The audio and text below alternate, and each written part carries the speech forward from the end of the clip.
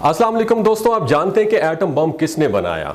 आपने फिल्मों के बहुत से हीरोज और विलन्स के बारे में तो सुन रखा होगा, लेकिन आज हम आपको एक ऐसे अमरीकी शहरी के बारे में बताने जा रहे हैं जो हीरो होने के साथ साथ एक विलन भी था। एक ऐसा विलन जिसने एक ही लम्हे में 2,10,000 लोगों को खून में नहला दिया और जिसने पलक चबकने में बुलंदो बाला इमारतों और सरसब्ज और शादाब बागात को ढेर बना दिया, जिसकी फैलाई हुई तबाही और बर्बादी के मनाजर आने वाली नस्लों तक इबरत का निशान बने रहेंगे। लेकिन दोस्तों याद रखिए, हैरानगी की बात यह है कि यही खतरनाक विलन जब खतरनाक तबाही और बर्बादी फैला रहा था तो ऐन उसी लम्हे अमरीकी हीरो के तौर पे भी ये सामने आया, जिसने लाखों अमरीकियों को मौत के मुंह में जाने से बचा लिया।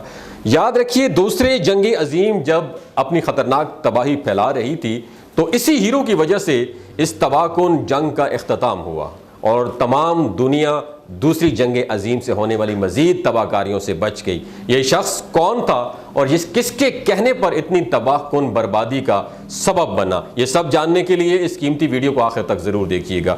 दोस्तों, हम बात कर रहे हैं ओपनहाइमर की, जिसने साइंस और टेक्नोलॉजी की दुनिया में बहुत से आम कारनामे सर अंजाम दिए, लेकिन दुनिया इसे हमेशा एटम बम के बाप के तौर पर याद रखेगी।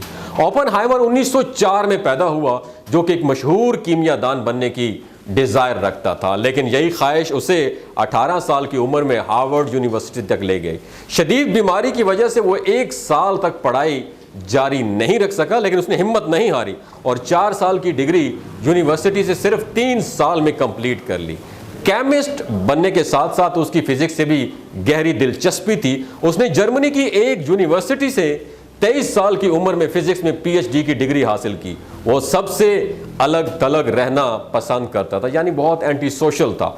इर्द गिर्द के माहौल से बेनियाज अपने काम काज पर रिसर्च करने में हमेशा मसरूफ रखता था। ये उन दिनों की बात है जब यूरोप में हिटलर का दौर अरूज पर था। उसने मशहूर और काबिल जर्मन साइंसदानों को दुनिया का सबसे मशहूर और तबाहकुन हथियार बनाने का टास्क दिया, लेकिन मशहूर ज़माना साइंसदान आइंस्टाइन हिटलर के उस तबाहकुन मंसूबे के बारे में आगाह हो चुका था, जो जर्मन साइंसदानों के बनाए गए हथियार के जरिए पाया तकमील तक पहुंचाया जाना था। लिहाजा उन्होंने फौरी तौर पर अमरीकी सदर रोज वॉलेट को खत लिखा। अमरीकी सदर ये सुनकर और ये पढ़कर हैरान हो गए। उन्होंने फौरी तौर पर अमरीकी मिलिट्री के सरबराह से एटम बम बनाने के मंसूबे पर काम शुरू करने का ऑर्डर पास किया।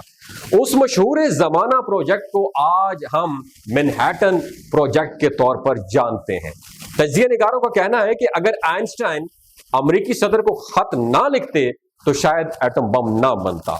आइंस्टाइन के मशहूर जमाना होने की वजह से होना तो ये चाहिए था कि अमरीकी हुकूमत ये प्रोजेक्ट आइंस्टाइन के हवाले कर देती, लेकिन चूंकि आइंस्टाइन का बैकग्राउंड जर्मनी से था, इसलिए अमरीकी हुकूमत को ये थोड़ा सा डाउट शुबा था कि कहीं आइंस्टाइन अमरीकी हुकूमत के खिलाफ कोई स्टेप ना उठा ले। लिहाजा इसी शुबे के पेश नजर उन्होंने क्या किया कि मंसूबे की सरबराही ओपनहाइमर के सपुर्द कर दी।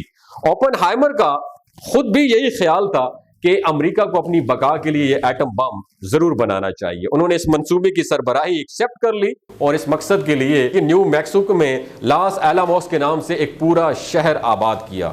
अमेरिका की हुकूमत ने इस प्रोजेक्ट पर बेतहाशा पैसा खर्च कर दिया। 1995 के दौर में अमेरिकी हुकूमत ने इस प्रोजेक्ट पर $2 मिलियन अमेरिकी डॉलर खर्च कर दिए, जबकि इस प्रोजेक्ट में 1,30,000 कारीगर काम करते थे, जिनमें साइंटिस्ट, टेक्नीशियंस, रिसर्चर्स और छोटे मोटे कारीगर भी इसमें शामिल थे, जिनको बहुत जांच पड़ताल के बाद इस प्रोजेक्ट के लिए मुंतखब किया जाता था और उन्हें खुसूसी इंस्ट्रक्शन भी दी जाती थी कि इस प्रोजेक्ट के बारे में किसी को कानो कान खबर भी नहीं होनी चाहिए। लिहाजा इस प्रोजेक्ट से अटैच तमाम लोगों को बहुत ही जांच पड़ताल के बाद इस शहर में लाया जाता था। हत्ता कि यहाँ पर जो डाक आती थी उस पर शहर का नाम भी लिखने की इजाज़त नहीं थी। एक नकली और फेक एड्रेस दिया जाता था जो उस डाक पर लिखा जाता था।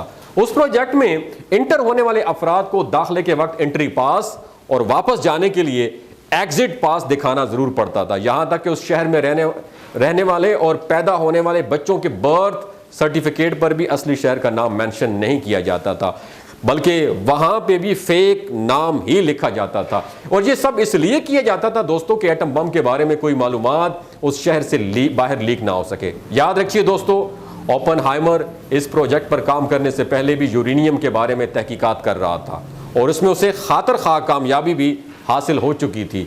ओपनहाइमर की खुशकिस्मती ये थी कि यही यूरेनियम एटम बम की साख्त में भी इस्तेमाल की जानी थी, लेकिन एटम बम के लिए यूरेनियम की एक बहुत बड़ी मिकदार दरकार थी और इतनी बड़ी मिकदार में कुदरती तौर पर यूरेनियम इकट्ठी करना ना इम्पॉसिबल था। चुनाचे ओपनहाइमर ने अपनी टीम की मदद से एक मसनूई एलिमेंट दरियाफ्त किया जो कि यूरेनियम के मुकाबले में कई गुना ज्यादा पावरफुल था, लेकिन ओपनहाइमर खुद भी इस बात का इल्म नहीं रखता था कि ये आर्टिफिशियल एलिमेंट, ये मसनूई एलिमेंट जो है यूरेनियम के मुकाबले में इतना ज्यादा पावरफुल हो सकता है और इतनी ज्यादा तबाही का बाहिस बन सकता है। अमेरिका को यह बम बनाने की बहुत ज्यादा जल्दी थी क्योंकि एक तरफ दूसरी जंग अजीम जारी थी तो दूसरी तरफ अमेरिका को यह खतरा था कि कहीं जर्मनी पहले यह एटम बम बनाकर अमेरिका पर हमला ना कर दे।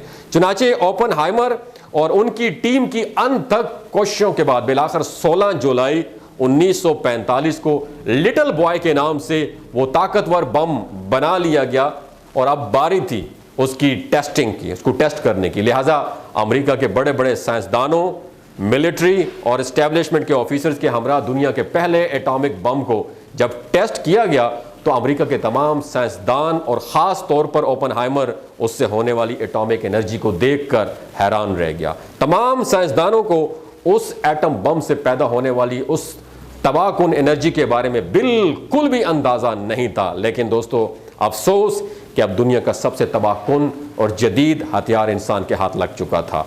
अमेरिका ये जानने की बिल्कुल भी कोशिश नहीं कर रहा था कि इन हथियारों को इस्तेमाल करने से इंसानियत को क्या नुकसान पहुंचने वाला है। उसने कुछ भी सोचे बिना लिटिल बॉय नामी उस एटम बम को जापान के शहर हिरोशिमा और नागासाकी पर गिरा दिया था, जिसके नतीजे में वो कयामत खेज तबाही रोनुमा हुई जिसकी मिसाल आज तक नहीं मिलती।